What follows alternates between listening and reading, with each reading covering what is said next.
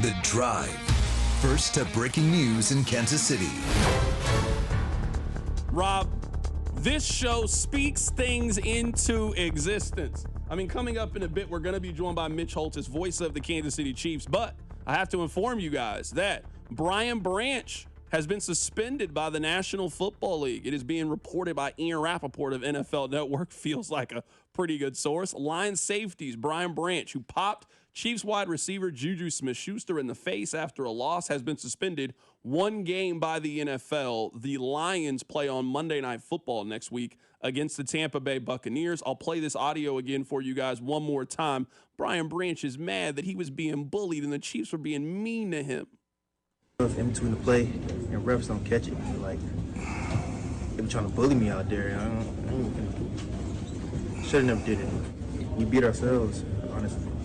What happened between the play? What are you referring to? I got blocked in the back illegally, and it was front of the ref. The ref didn't do anything, and just stuff like that. And I could have got hurt off of that, but I still shouldn't have done that. So. Can we retire this? We beat ourselves. I hear this after every team loses. We beat ourselves. And no, you didn't. The other team made more plays than you. The other team was better than you were. Oh, man, we beat ourselves. Well, you did all the things that losing teams do. You turned the football over.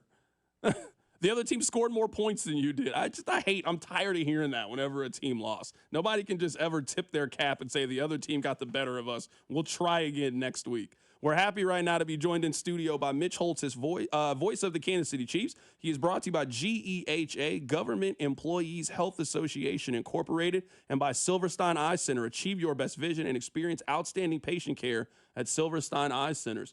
Mitch, have you ever tailgated before? Oh, yeah. Been a while. Not very often. That's what I was wondering. Yeah, have you tailgated a Chiefs game or just a K-State game? No, you can't tailgate a Chiefs game. No, I'm just asking. I mean, you weren't always the voice of the Kansas City Chiefs. That's why I was asking. Yeah, but before that, I was doing K-State, so there wasn't time to really go over to a Chiefs game, and the schedule didn't allow it. But no, heck yeah, I'd love to. So one of these days, I'll be all about it. So let's start with this. I think that the Chiefs this year are better than last year's Chiefs. I think the A version, the ceiling of this year's team, would beat last year's team. I don't want to say that last year's team was smoke and mirrors, but last year's team was probably an 11 or a 12-win team that kind of just got fortunate, and those games that you're supposed to lose, they ended up winning, and that got them to a 15-win record. They probably could have won 16 games if they had tried to win at the end. This team is probably going to be an 11 or 12-win team. Their offensive line is better than last year's offensive line. It's more cohesive. They have more weapons in the wide receiver room. Like, you can't take one thing away the way that you could last year because of the injuries. I just think this team is just better equipped, I think, to win a championship than last year's team was. I think potentially that's the case, but to make that comparison on October the 11th might be a bit presumptuous. You're asking me to compare the book to the last book, but I've only read half the book or watched half the movie or listened to half the album. But there is that potential. I think you're accurate in the ceiling for this team is very high. And I think, too, defensively kind of getting things figured out last night on getting the right combos and approach, I thought was also helpful because this was, again, a 3-phase win. But, yeah, I'm telling you, I agree. The ceiling is there for the squad. Let's talk about the Brian Branch thing. You just heard the news about the suspension. This team is cut and dry as really anything. It seemed to me for a league that really emphasized sportsmanship, that was their big talking point. I mean, at the end of the game, a player just went up and punched another player. I can't think of anything more unsportsmanlike than that. You got a bird's eye view of everything. Yeah. Just take us through what you saw and your reaction to Brian Branch being suspended. I said it to Dana, and as soon as I saw it, I go, this feels like a suspension, or the league is going to take a look at this, but a real strong potential for a suspension because there's zeros on the clock. You're in the handshake line. This isn't heat of the battle, and the fact that Branch, has a record here. But I tell you who I do respect in this is Dan Campbell and Brad Holmes, their general manager. I think they're excellent. I think Brad Holmes is he's like Brett Veach. He's the NFC version of Brett Veach. He does not get enough run for what he's done. And the reason I say that in relation to Brian Branch is the reaction from their leadership, especially Dan Campbell, was not to somehow take Branch off the hook. I mean, Coach Campbell was laid it out there. He's like, this is not what we do. It's not who we are. It's not who we're going to be. And I thought that was a really strong message to the rest of the team. Now, with Brian Branch getting suspended, you talk about playing Tampa Bay next week. They're down 5 corners. And they were down to the nub on safeties too. I mean, they're trying to play Joseph on a bad leg. And now all of a sudden Branch is suspended. He put his team in jeopardy. That's where you have an issue here, is the fact that him, well, however reason, whatever you want to say of what he did or why the reason he did it, he just put his team in jeopardy. Because no team right now in the NFL is down the number of DBs the Lions are, and they're going to be down the one healthy safety they had. So I appreciate the way Campbell handled it, and I think their GM's awesome. They're going to win. They're going to be around. They're good. You know it's bad. Like, you very rarely hear the opposing team's coach apologize as specifically as Dan Campbell did after the game. Like, it really wasn't it really wasn't like I'm going to talk to my guys. It was hey, that's unacceptable. That's not what we do here. That's not Detroit Lions football. This is going to be handled. I think the way that Dan Campbell kind of responded to it kind of told me everything, at least about how their perception of how the end of the game unfolded. I think it was a double message. And he played in the league now, so he knows. And the fact that I think it was a double message. I think it was one of saying, this is not the same Detroit Lions. This is a Detroit Lion team that we're 19-4 in a year and a half. We're a player in this deal. We're 31-9 in the last 40 games. This isn't how we're going to act. And so, and I think the respect for the game. It's a tough game. It's an intense game. We see it every week. But the respect for the game and the players themselves have got to be there, not somebody going rogue and going, off the handle.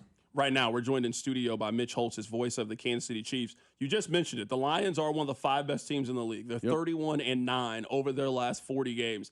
I thought the Chiefs dominated this game for the final 40 minutes of it. Aside from that first drive where the Lions had the ball for 10 minutes and probably should have scored a touchdown, a legal shift, a legal motion. Really, after that point, after that kicked field goal from Detroit, I thought the Chiefs were clearly the better team for the remainder of the game. And let's back it up. I think let's start with the offensive line, and then I'll get to the defense and the way they reacted and responded and adjusted. But the offensive line took the fight to them. And I know they're beaten up in the secondary, but that front isn't beaten up. And that front's good. I mean, Aiden Hutchinson's good. El Qadir Muhammad has having a really good year. DJ Reader's a stud. And the offensive line just decided we're going to take the fight to them. And so all those guys, and you got to give Jalen Moore a big, way to go guy, man. Yeah, he was awesome in that game and filling in late. But we're not talking about we're talking the whole offensive line. So Matia continues to grow every week. Jawan Taylor has had 2 really good weeks in a row. Haven't heard from him in a while. That's right. And if no news is good news unless he's like pounding somebody. And he was staying on blocks all day. And then you get just the fact that this offense is putting pressure on people. But then the defensive side, that drive told you everything. First of all, the fact that they took the ball. Now, they've done it a couple times. Coach Reed mentioned that. They took the ball, but they did it because they're going to try to protect their defense in this game. That's why they went on a 9.5-minute drive. But if you don't get a touchdown, you're basically helping the other team because now you've restricted the times you're going to have the snaps, and you're facing a team that is close to equal to you or probably equal to you offensively and could surpass you even the course of the game, which is that's what happened because the Chiefs have more weapons right now than the Lions. So the fact that the offensive line came to fight and then the defense, I thought, adjusted and hit. I mean, they were flying around for the most part. Good defensive line rotation. I asked Coach Reed about it tonight. You've got when you play the Detroit Lions or a team like that, you cannot sit there and grind like a Chris Jones into the ground. You've got to get a rotation. And that's 8 guys rotating for 4 slots in theory. And they were able to do that last night with effectiveness. Derek Nottie had his best game yet. Right now, we're talking to Mitch Holthus, voice of the Kansas City Chiefs. Mitch, let's talk about the offense. Let's talk about the offensive line. I don't think people understand what Jalen Moore just did. No. He had a kid in the morning. Yeah. I think most people would understand, especially because you haven't been playing, for you just to be inactive for the game, and certainly an understandable reason, a personal reason, a family matter. I'm going to spend the time with my family. I don't think anyone could be mad at you for doing that. for you to leave, show up. You haven't been getting reps with the ones. You haven't been playing. For you to do that on Sunday Night Football against one of the better teams in the National Football League, I don't think people really understand what Jalen Moore just did for those 60 minutes. I just wonder if you woke up this morning and goes, what did I just do? It's one of those where you go off feel. You're going off kind of adrenaline and instinct at that point. The other thing to take into account here, C-Dot, this is not a Jalen Moore, and he's been in the league 5 years. That was only his 13th start of his career. So that's not even worth 3/4 of a season is all he started. So it makes your point even more so when you think about, okay, I'm going to get thrown in the fire, and Aiden Hutchinson will be across from me on several of the snaps. And if it's not, it's somebody else really good. I mean, they came into that game with 16 sacks.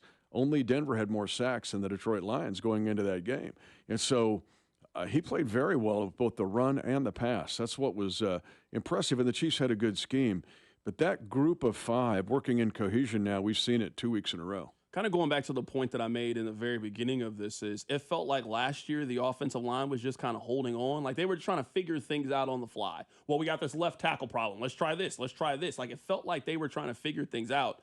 It feels like this offensive line in terms of cohesiveness is so much further along. And I think in that solidarity, it's really allowed them to open up the rest of the offense. I read the stat right before you came in here. Xavier Worthy is averaging 12 yards every time he touches the ball, a first down. And now what that means for a guy like Hollywood, what that means for Juju, what that means for Thornton, what it means for Kelsey in the middle of the field. I really think the offensive line being as good as it's been these last couple of weeks, that's really been the key to unlocking the explosiveness for the rest of the offense. No question. And Pat's getting one more click to throw. I've told you on several occasions, if you just give him one more click, one more count and a half, it makes all the difference in the world. And he's even mentioned it. I think he mentioned it during his presser. Maybe he did during his segment with you. Just give me one and a half, one Mississippi and a half. And that means a lot, especially with the guys you mentioned. And here comes Rashee Rice. So now he joins the party. You'll see me say this week the 5-1 area code is finally there. We've been waiting to dial it all along for a year and a half, and now we're going to finally get to do it. But the offensive line, let me give you another one, because I started to look at this morning. This really started with the halftime of the New York Giants game. So now we're covering 3.5 games. The Chiefs have been in the red zone 19 times in those 3.5 games. They have 14 touchdowns in 19 trips. And of those 14 touchdowns, 8 different guys have touched the ball. Now, when you start to put that together, you become nearly impossible to defend in the red zone. It's one of the main discussion points, and I really hope people listen tonight to Coach Reed, because he went somewhere I didn't think he would go. I learned something tonight in the interview we did earlier, because I brought up this red zone, what's going on, and then he took it and ran with it. So it's really an interesting listen if people are tuned in about 10 after 6 to what Coach says about that. But when you start to attack the entire all of the red zone, if I can touch every blade of grass in the red zone and I can do it with 8 or 9 or 10 different guys and that offensive line blocks like they do, look out. Because these touchdowns aren't going to be 50-yard bombs. There'll be some of those.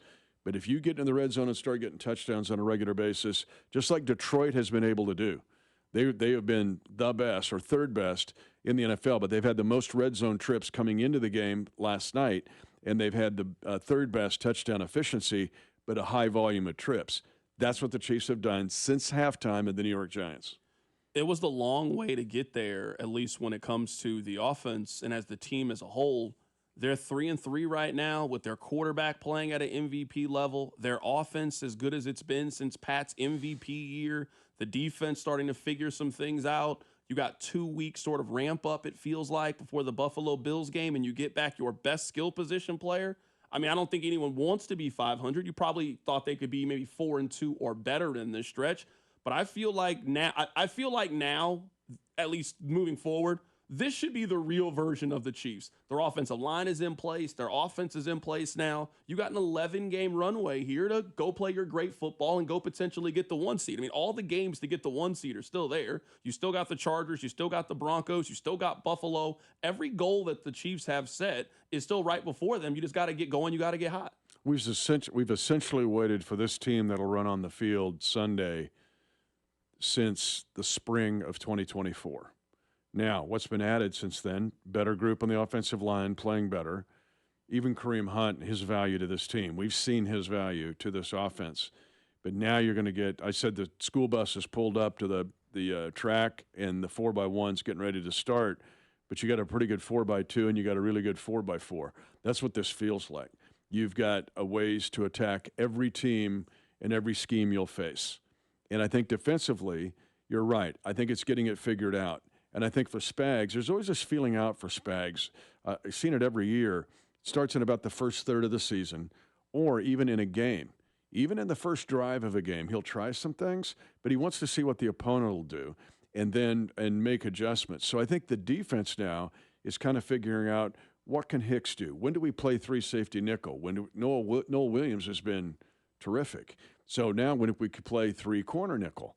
And if you stay healthy, you've got troops on that end where you can do some mixing and matching and really challenge the opposing quarterback. How do you think Rashee Rice fits into this? Because it feels like, at least in the second half of the season last year, a big reason why Worthy, I thought, it started to develop, he was running a lot of those same routes that Rice was running, kind of helped him his rookie year. Now that you have those two guys and you also have Tyquan Thornton and Hollywood and some of those down-the-field threats, how do you think adding this player into the offense, how do you think it affects things? How do you think it changes things? What's your breaking news sounder? What if I just told you the Chiefs just traded for Deebo Samuel and he's healthy? That's Rashee Rice. And even plus in some ways. That element is a perfect puzzle piece fit to what everybody else can do. The cool thing about this 514 area code, and then you throw in Juju and what he's been able to do, and he's the door hinge. I told you, we've been seeing it every game. Things fly open because Juju's doing something. And the guys know the value of Juju. And then you throw in Thornton, who going into last week was number 1 in the league in yards per catch. They all do different things. And so kind of the last piece of the puzzle is this combination of speed and power and tackle breaker that Rashee Rice is. So now if you're bailing out, you're playing zones, you can't double-team Kelsey anymore. You can't. There's no way you can. But I got to respect Hollywood. Wait a minute, I got to go deep. I'm going to play 2 deep safeties. Now you throw underneath with a tackle breaker like Rashee Rice, and it becomes a 15-yard pass. It becomes a 55-yard play. Or you run the jet sweep with him. And now all of a sudden you've got this speed and agility of a running back wide receiver combo, and it becomes potentially lethal for the defense. It's super exciting because Rashee does things that other guys on this team can't do. But there's guys that do things that he can't. So it's to me, he's Deebo Jr. You mentioned it earlier. You said no news is good news when talking about Jawan Taylor, who has not been a story. He has played a very good right tackle, no penalties, no nothing. He's just been over there and he's been doing his job. That has not been the case for Harrison Butker. I feel like every week I just have to cut out time to ask you about Harrison Butker. He misses another extra point. My stance on it has just been simple. There is no other option. It's just a hope that Nagy, hope that Dave Tobe, just hope that they can fix this, hope that they can get him right and have him go on and just see how this thing progresses. That's just kind of where I am with Harrison Butker. It feels like we're in a holding pattern to kind of see if he comes out on the other side of the slump. I mean, he knows it, but that's 3 PAT misses in 6 weeks, okay? And then all of a sudden you're thinking last night, you're going, okay, do you chase the point? We didn't chase the point, didn't have to chase the point. But you go back to the Charger game, and that kind of became the scenario. So every game's different. I have all the faith in the world in him. I've seen it too often from 2017, time and time again. I've got Super Bowl rings because of the guy. In times he works almost too hard. He's almost too analytic. It's like you just back up a bit and rethink this. But I have every bit of faith in him that he'll come out rolling this week and the next couple of weeks. But the way this team is now, it's all of the green lights are on. You've turned on every light. There's no red lights right now. There's no injuries. And so if that's a red light or an amber light, let's go about turn it green because everything else is green right now. Do you like when they play on Monday night? I feel like your weeks Monday are so, night? Yeah. Oh, yes, that's next week. My bad. My bad. I'm already thinking ahead to the Monday Commanders night. game. Don't think ahead of the to the Commanders game. Wait a My minute. bad. We're going to show video of the Christmas game at 23. Good point. No, my bad. I have my weeks off here. They didn't complete a pass for 3 quarters, and we lost the game. I sat there and stared at my steering wheel, like, what just happened? It's the feeling, right? You're talking about Jalen Moore. I go, they didn't complete a pass. Aiden O'Connell, Christmas. I got to go now have Christmas with the family, and I'm looking at packages and not even seeing them, right? So I'm not, man, it's Raiders week. Commanders is like 40 years away. No, that's 100% on me. I'm sorry. I have my weeks off here. They do play the Raiders this week. Do I like Sunday Night Football? No, I was wrong. I'm not even going to ask you that question. I'm going to ask you a completely different question. I will tell you this, and I hate Monday Night Football on the road. Hate it. Because You get back so late. well, you walk off the plane. No, hear me. Monday and Tuesday are the next 20 hours of your life. You got to squeeze in 48 hours into 20, and you're walking off at 4 a.m. So I was actually kind of impressed with our guys, particularly since 5 of the 9 weeks that we have had, counting our 2 preseason games, we've pulled these all-nighters. We've had 5 like we're giving the all-nighter test at midterm. And so, I mean, we've had the crazy Brazil trip. I told you about that. That was wacky. Then 2 preseason games. You're getting back at 6 or 7 in the morning. Then you got Sunday Night Football in New York. And then you got Monday Night Football at Jacksonville. I feel like this week is like, wow, it's like a bye week. We get time for a noon game on Sunday. But Monday Night Football on the road is one of the toughest things, I think, in professional sports. Maybe the back-to-back. Does the NHL play back-to-back? I don't know.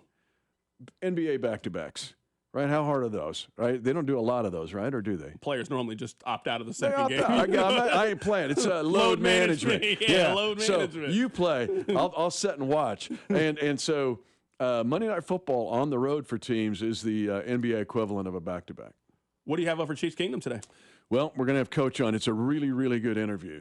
And again, it's when he's different than he is at any other time. It's a Monday night fireside chat as if he's just sitting down and we're having wings and talking ball. And that's where he is tonight. So it's worth a listen. And then Tim Barnett, with the Sunday night game, short week, we're not allowed to have a current player. We will on next Monday night. But Tim's an interesting guy. He got the Walter White Award for being the best ambassador for his charitable work in this past year. So he's a really interesting guy. But this is a guy that played pro ball and has to understand there's one football. What do you do now? You got the 514 area code and the bus full of guys running the track meet. Now what do you do? How do you handle it? Because that does become an interesting topic to see. It's going to be unselfishness from every one of those guys. And if their agent's saying, hey, you got to get 9 targets and 7 catches this week because I want an endorsement for some cereal, you're like, nope, that's not the way we're going to do it. We do it. It might be my week. It may be somebody else's week. And I'll block for you on the wide receiver screen, and you'll block for me the next week. We'll get into that with Tim. It's really a psychology that will be key now for the rest of the year, not physical but mental. That is Mitch Holthus, voice of the Kansas City Chiefs. He is brought to you by GEHA, Government Employees Health Association Incorporated, and also Silverstein Eye Center. Achieve your best vision and experience outstanding patient care at Silverstein Eye Center. Enjoy Raider Week. Yes, it's Raider Week. You grew up with it. Come on, man. Absolutely. That is Mitch Holthus, voice of the Kansas City Chiefs. Coming